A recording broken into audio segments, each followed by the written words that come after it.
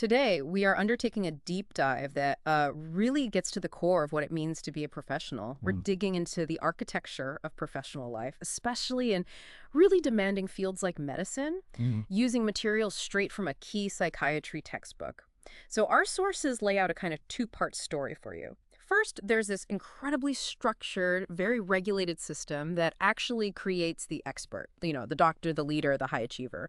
And then the second part is, well, what happens when that carefully built professional identity starts to crumble later in life? Right.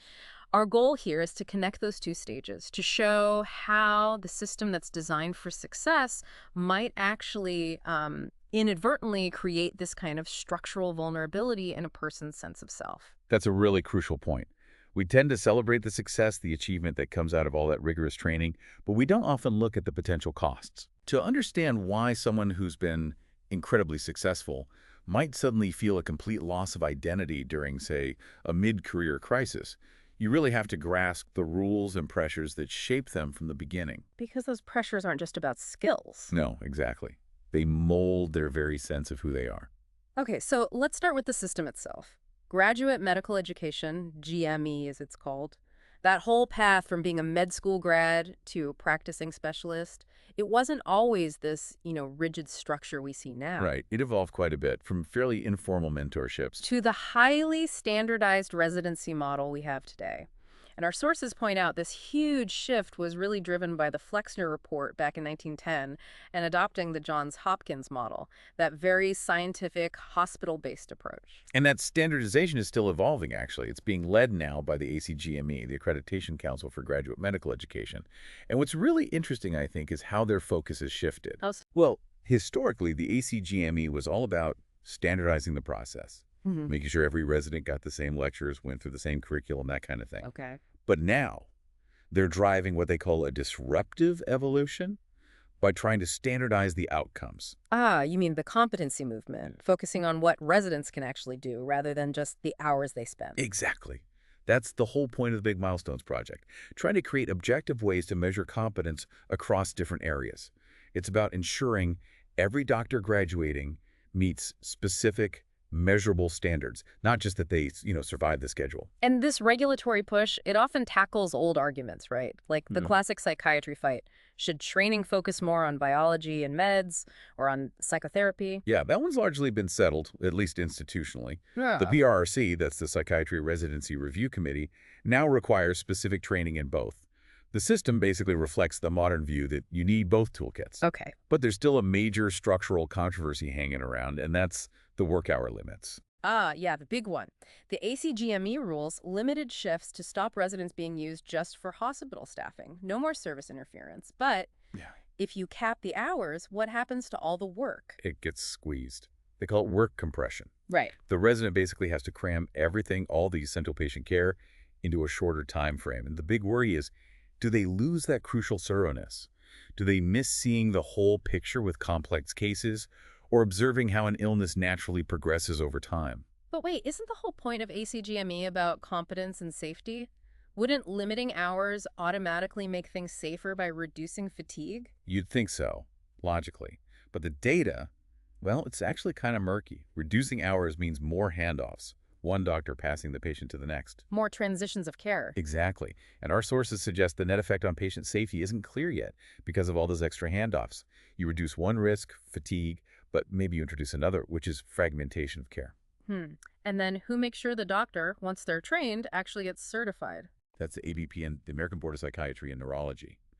And getting certified by them is pretty much mandatory now for getting credentialed anywhere. The high stakes. Very high stakes.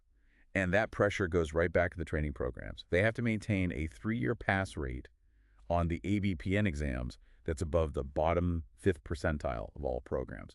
So program directors are definitely feeling the heat. Wow. And, just as a historical note, it's worth mentioning that in 2015, the ABPN stopped doing the general psychiatry oral exams after 75 years. Really? 75 years? Yeah, they replaced it with a single computerized exam.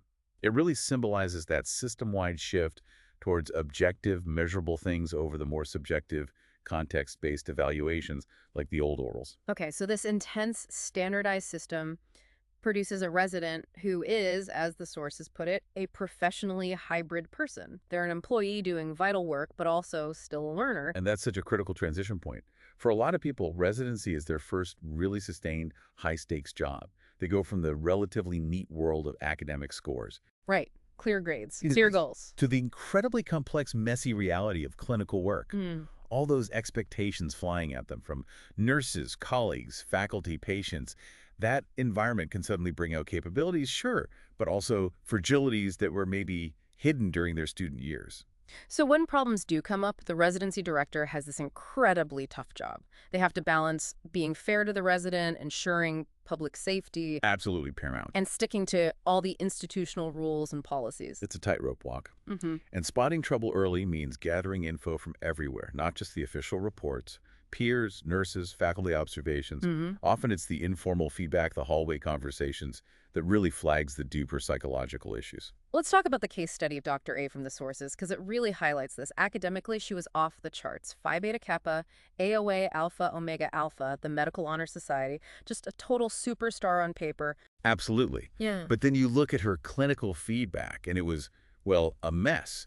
The written evaluations might say she's a quick thinker with an extreme fund of knowledge. Impressive. But the verbal feedback, Yeah. things like abrasive, disrespectful, having a poisonous attitude, how do you square that? Genius-level knowledge, but seemingly zero interpersonal skills in certain settings. That split must have been incredibly hard to figure out. What did that inconsistency really point to? It suggested this fragility, this tendency to develop what they call split relationships. So in stressful situations, especially with people, she was perceived as either all good or all bad. No middle ground. No middle ground. The emotional intensity of dealing with patients or navigating tricky team dynamics, it just seemed to overwhelm her, triggering these sort of regressive personal tendencies. She could only operate at the extremes. And the outcome is really telling. She did graduate, but she only really found her footing when she moved into pharmacology research. Right. An environment with a really clear structure, defined rules, and much less intense close contact with patients or staff teams. So the system gave her the knowledge, the competence. Checked all the boxes. Yeah. But her fundamental fragility was in handling the human relational side of medicine. So if residency is where that professional self gets forged, then the later years bring the inevitable challenges, right? Trying for tenure, hitting a career plateau, maybe facing mandatory retirement. Yeah. And when those kinds of life events hit, what the source material shows is that the result can be this profound, really debilitating loss of a sense of self. That sounds incredibly deep, almost existential. Why is that loss so devastating for people who are, by any external measure, extremely successful professionals? Because for this group, their success is their identity. They've identified with their professional role so completely, so deeply, that it's become the absolute core of how they see themselves. It's not just their job. It's who they are. Exactly. So when that external scaffolding, the job, the title, the structure gets challenged or taken away, the internal structure just collapses. They feel completely lost. The sources mention some complex psychological reasons behind this deep identification, often going back to early life experiences. Yeah, we see a few recurring patterns. One is this identification with predecessors. Think of a professional who spends their entire life trying to live up to, say, a hyper-successful father or uncle. Trying to fill those impossible shoes. Right. Their whole identity is built on matching this unattainable standard. It leads to chronic self-criticism. And when they finally feel they've failed to measure up, it can trigger a serious mental health crisis, even hospitalization. Then there's the opposite, almost disidentification. Yeah, this one's often quite tragic. The example is maybe an entrepreneur who built their entire career, their whole persona, around not being like their neglectful, maybe substance-abusing parents. So they become super disciplined, driven, successful. Exactly. Fiercely independent. But then, maybe a sibling who had a similar difficult background commits suicide. And suddenly, that whole defensive structure crumbles. They're forced to face all the emotional pain they spent decades building a life to avoid. Whoa. And the third pattern mentioned is traumatic abandonment. The classic example is the doctor who lost a parent very early in life. They defensively cope by throwing themselves into work, often in this kind of driven, almost hypomanic or obsessive way. Work becomes the defense against grief. Precisely. It walls off the chronic grief. But then, forced retirement hits, maybe in their mid-60s, and that defensive wall just dissolves, Yeah. and what emerges is often a severe, incapacitating depression. And that brings us to this common defensive style that actually allows these people to achieve so much in the first place. Yeah. The hypomanic obsessive character organization. Right. This is kind of the psychological blueprint for the extreme achiever. You see traits like fierce independence, extreme counterdependence. They really struggle to rely on anyone else. Can't ask for help. Exactly. They keep up this exhausting pace, often sleeping only 4 or 5 hours a night, and their whole life, even their downtime, is organized around results, around purpose. They tend to avoid fun activities if they don't seem to have a clear, measurable goal. It sounds incredibly effective until it stops working. When that defense breaks down, what does it look like clinically? It's actually quite frightening. Yeah. Because their greatest strength, that obsessive focus on problem solving, it flips and becomes their biggest weakness. How so? The problem-solving ability vanishes.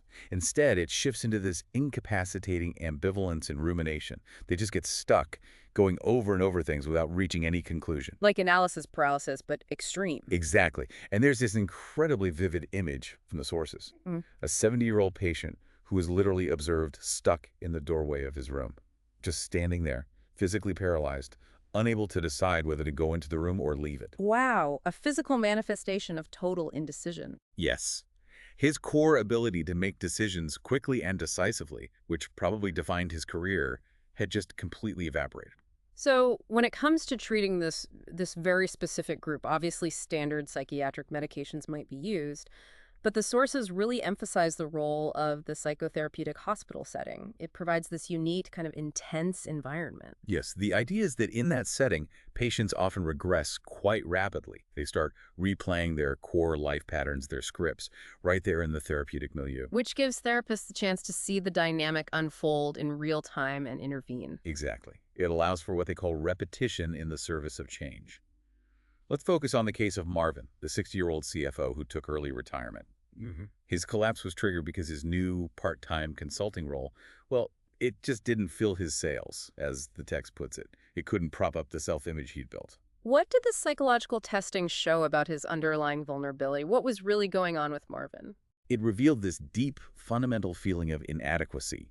To cope with that pain, he used schizoid withdrawal, basically, staying emotionally aloof, detached. Keeping people at arm's length. Right. And he constructed this idealized self-image as a superachiever. This whole persona was fueled by these internalized family expectations, like he had to be the one to save the family from some kind of perceived failure or shame. And his first reaction to needing treatment was pretty typical for this type, wasn't it? Viewing his mind like a machine that needed fixing. Oh, absolutely classic. He literally told the therapist he wanted a quick fix, an algorithm. He said something like, his mind is a contraption to be hacked and solved.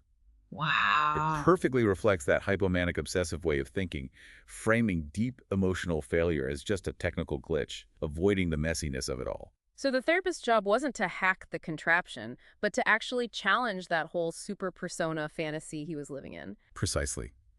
The work involved gently but firmly pushing back against his insistence on presenting this perfect, invulnerable front. The therapist had to interpret it not as strength, but as a desperate defense, a way to run away from the deeper self-image he carried, the one that felt inadequate and flawed. So confronting the defense itself. Yes.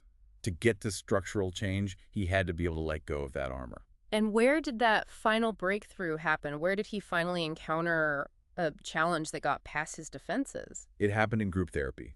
The setting was based on the Bion model, which is very dynamic and uses the group interactions themselves to mirror and challenge individual defenses. Marvin just couldn't maintain his usual aloofness when confronted directly by his peers. And there was that one really powerful quote from another patient. Oh, it's incredibly potent, just cuts right through. Yeah, what was it again? This fellow patient looked at Marvin and said, something like, you're like Gandalf or something, always above it all, but I don't buy it. I think you're actually lonely. Wow. Direct and caring somehow. Exactly. It had both bite and empathy. And that intervention, according to the case, just shattered Marvin's defenses. He finally dropped the Gandalf act, stopped being this closed-off system, and could actually express real regret, real loss. That was the necessary first step toward integrating his professional identity with his actual deeper self. #tag outro.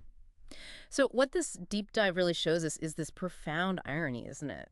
The incredibly successful professional, shaped by years, decades of intense training, relying on these really powerful psychological defenses, they often end up being structurally the most vulnerable. Yeah. That very framework that ensures their competence and drives their success, that hypomanic obsessive structure, it can leave this underlying core of self-doubt totally exposed when the external supports, like the job, disappear. So what we've really seen is that competence, the kind measured by exams and job titles and performance reviews, it's just not the same thing as deep fundamental self-knowledge. Not at all. The system is incredibly good at creating the expert, the high performer. But it might, at the same time, inadvertently reinforce a defensive identity that turns out to be surprisingly brittle when life throws a curveball. Mm-hmm. So for you, the listener, maybe the provocative thought to take away is this. If the institutions that train us and the careers we pour ourselves into become the primary source of our sense of self-worth, what actually happens when those external supports inevitably shift or change or just disappear entirely? Yeah. That structural dependence, maybe even more than the loss of the job itself, seems to be the defining vulnerability of the professional self that we've explored today.